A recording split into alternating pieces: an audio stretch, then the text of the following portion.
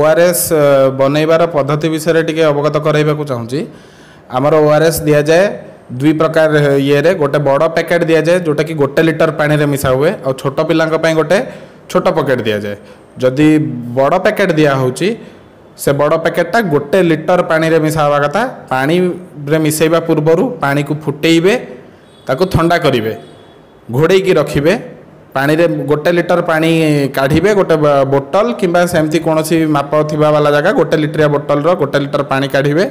एका सहित गोटे पैकेट ओआरएस को मिसेइबे ताकू भल से गोलेइबे बंद करिकी ठिपी बंद करिकी रखिबे। ताकू बयस हिसाब रे कहि दिया होची काहाकू 1 लिटर बोतल केते समय रे पीबा कथा।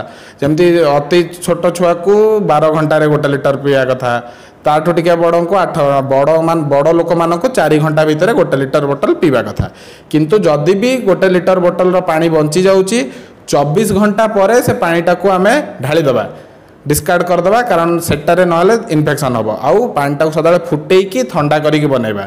जोटा छोट पैकेट जदि दिया होची अति छोट छुआ को सेटा 200 ml पानी रे तो सही हिसाब रे माप नै कि 200 ml पानी किंबा गोटे ग्लास रे 200 ml आमे अनुमान करिकी तादरे गोलेकी दबा। बड़ पैकेट रु चामुचे काढ़ी गिलासे पानी रे गोलेकी देई दबानी तादरे असुविधा हुए। ठीक भाग माप न हलाटू सी ओआरएस टी ठीक से काम करे नाही।